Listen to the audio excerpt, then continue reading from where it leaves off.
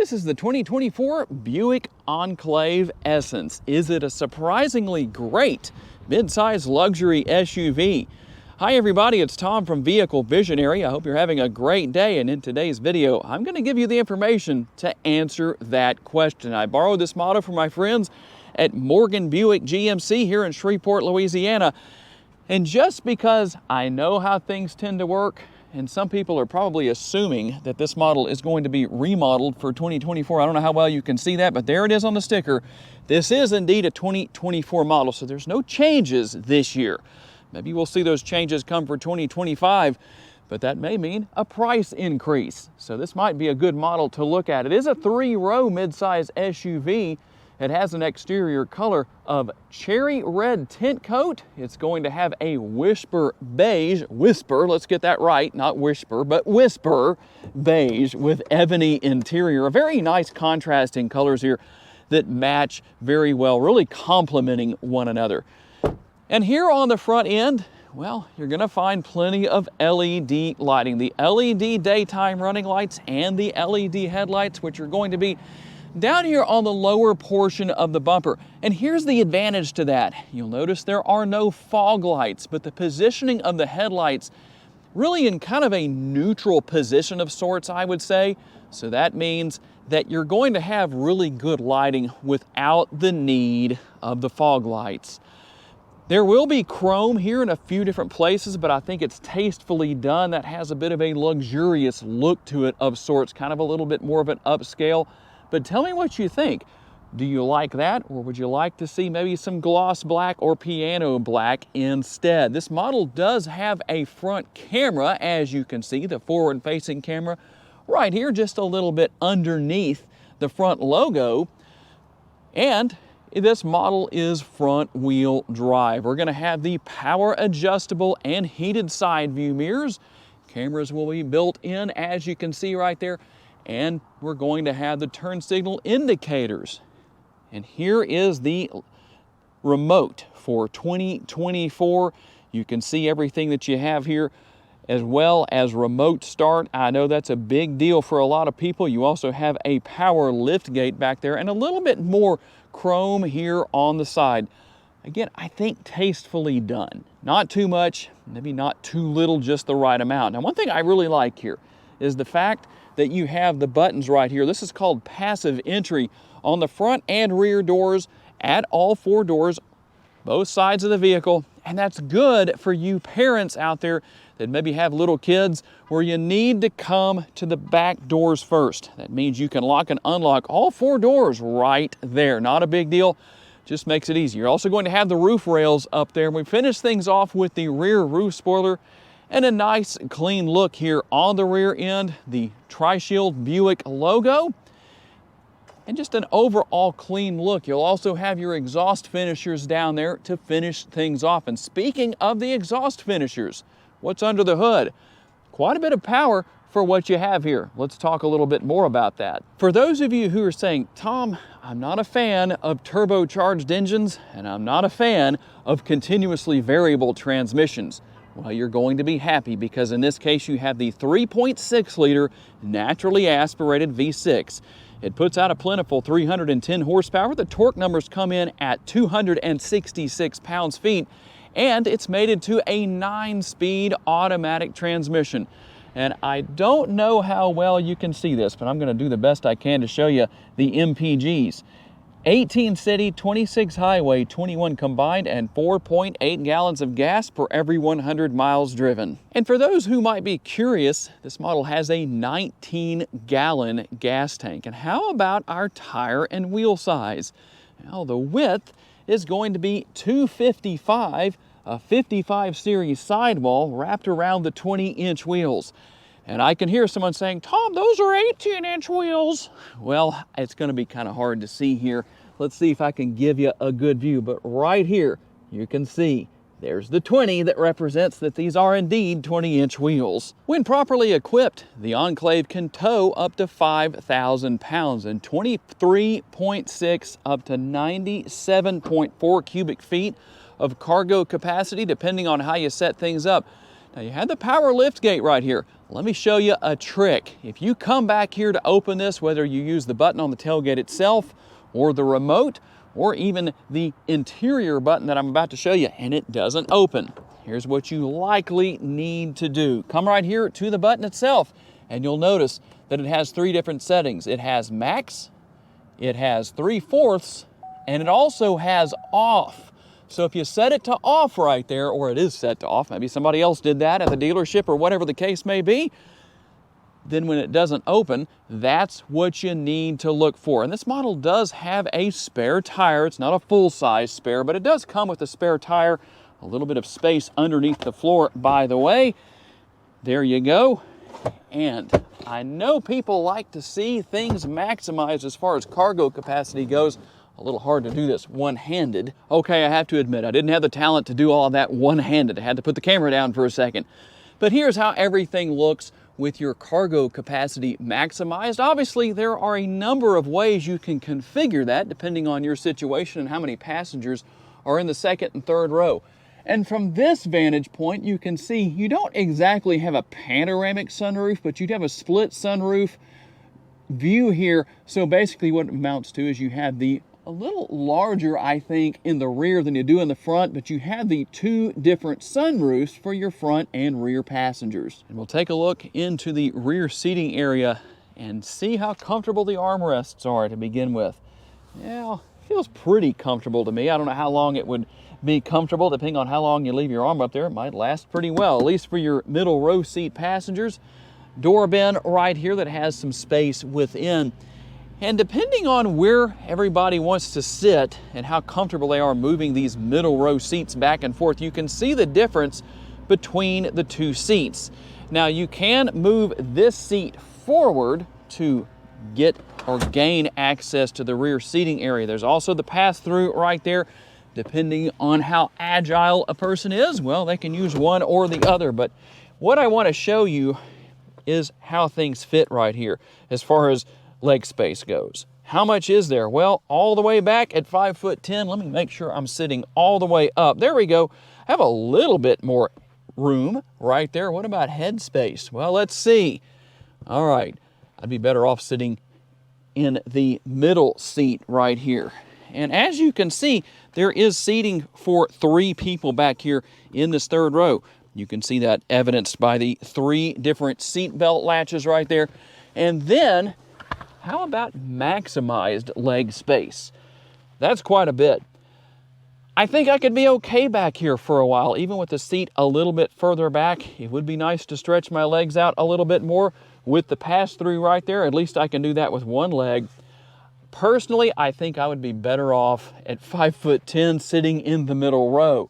But tell me what you think. Everybody will have a USB option and cup holders, as well as their own air conditioning vents back here. Tell me what you think about the air conditioner vent placement. Is that a good place? Or maybe a different location would be better. And last but not least, in the third row, here's how things look from my vantage point with the rear sunroof. And obviously more leg room here with the middle row, so a little more comfortable, quite a bit more comfortable in my opinion.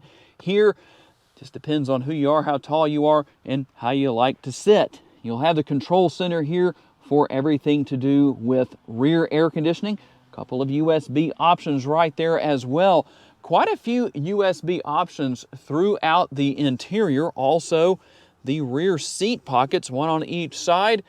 And just to keep things equal, there is the view with the front sunroof for the middle row passengers. You'll also find those air conditioning vents right here for everybody. Everyone has their own. And when the driver wants to exercise that 310 horsepower under the hood, there's the oh crap handle to grab onto. For those of you who are saying, okay, Tom, I know we still have the front seat to go over, but if I was to come into Morgan Buick GMC and buy this particular Enclave, the Essence trim level, what's it going to cost me? $51,555. Let's see what else you get for that price. The comfortable armrest here in the front, a nicely laid out and trimmed door panel, as well as a reasonable size door bin. Power seats for the driver and the passenger.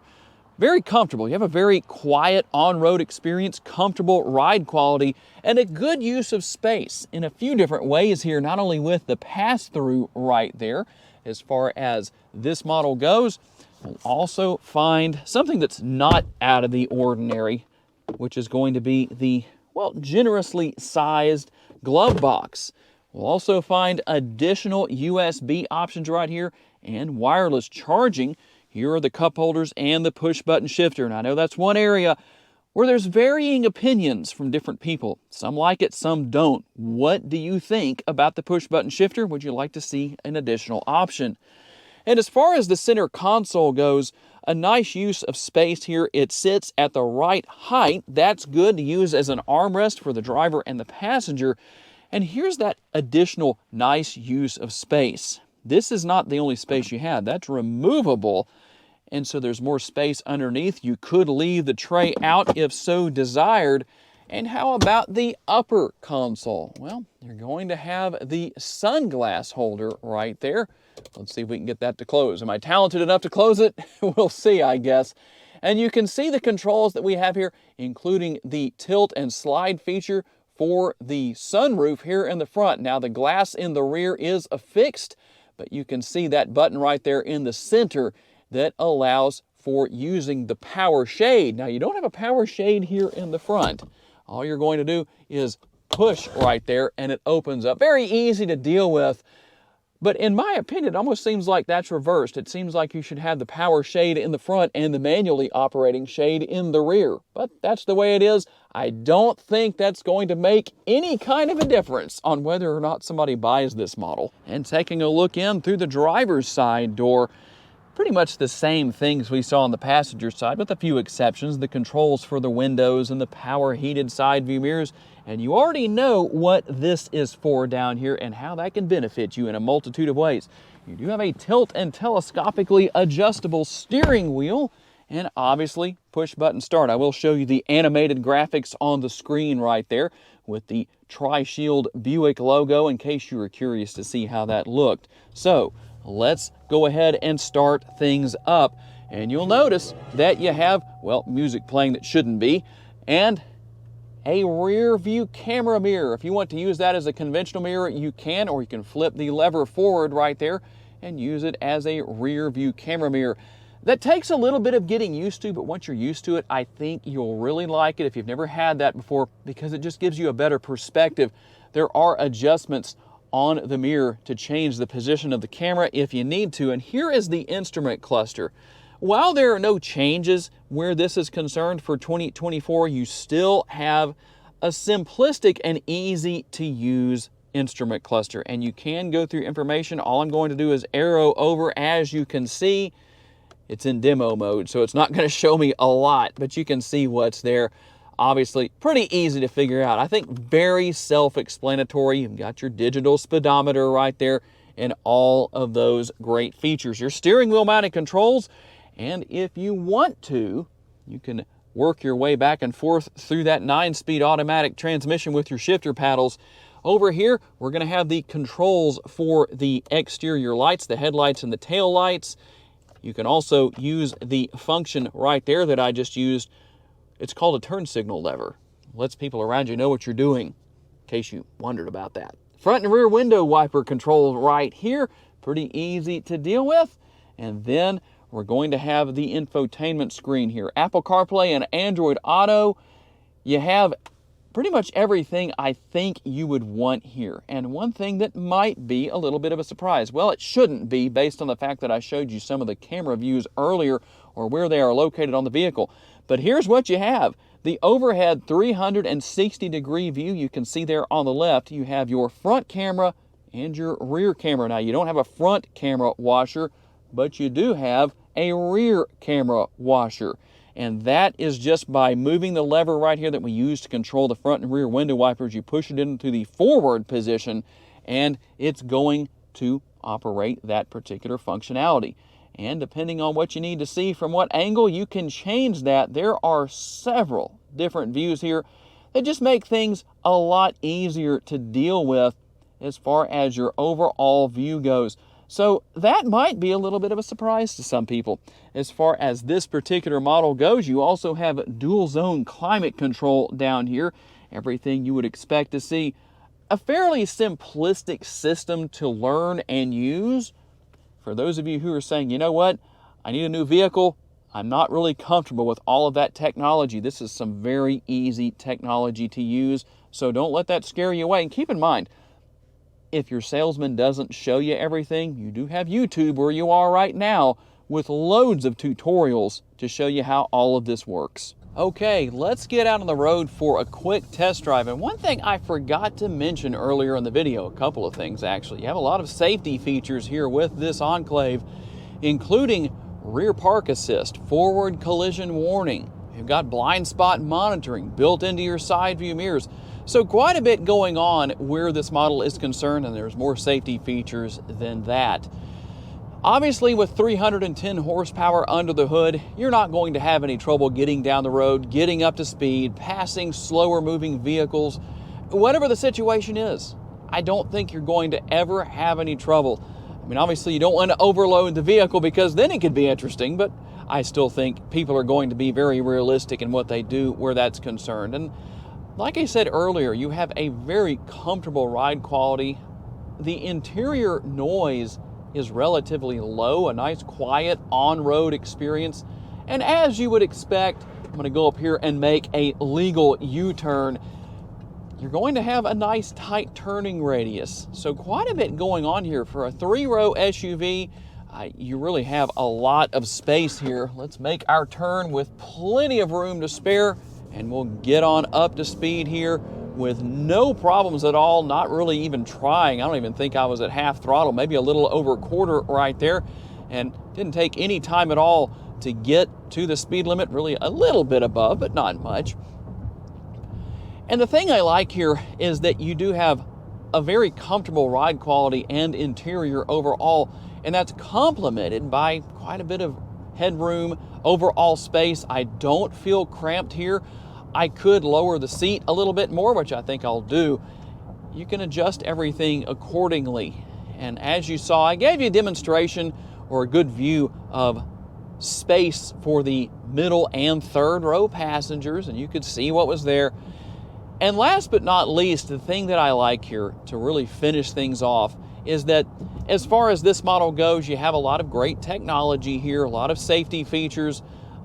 Everything's easy to use. It's also easy to learn. So a very well-balanced vehicle as far as its functionality goes and with the overall driving experience. And what you're hearing as far as that noise goes, there's something in the glove box there that's sliding around. Not something you're going to hear in every single vehicle. We could take care of that. But just in case anybody's wondering, why is that so noisy? Well, that's what you're hearing. By the way, one more thing I did want to mention is you also have parking sensors. Okay, tell me what you think down in the comments section. Is the 2024 Buick Enclave a surprisingly great mid-size luxury SUV? And there might be some people out there, I know I showed you earlier in the video, it's kind of hard to see because of the tinted windows, but the window sticker does say 2024. And for anyone who says, Tom, that's not a 2024, it's a 2023. Go to the Buick Configurator website and build a 2024 Enclave, and you'll find out that this is indeed a 2024 model.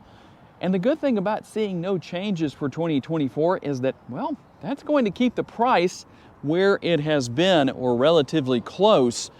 You won't see any major changes there. So tell me what you think about this model. I'm curious to receive your feedback. I do want to say a special thanks to my friends here at Morgan Buick GMC for loaning me this Enclave for the day. And a special thanks to each and every one of you for being kind enough to give me the opportunity to give you a vision for your next vehicle. If you enjoyed this video, please be sure to hit the like button. That helps me out a lot. Make sure to subscribe so you can see future videos. And if you would like to learn about additional vehicles you may wish to consider buying or simply learning about, check out the video that's on the screen right now, and I will see you there.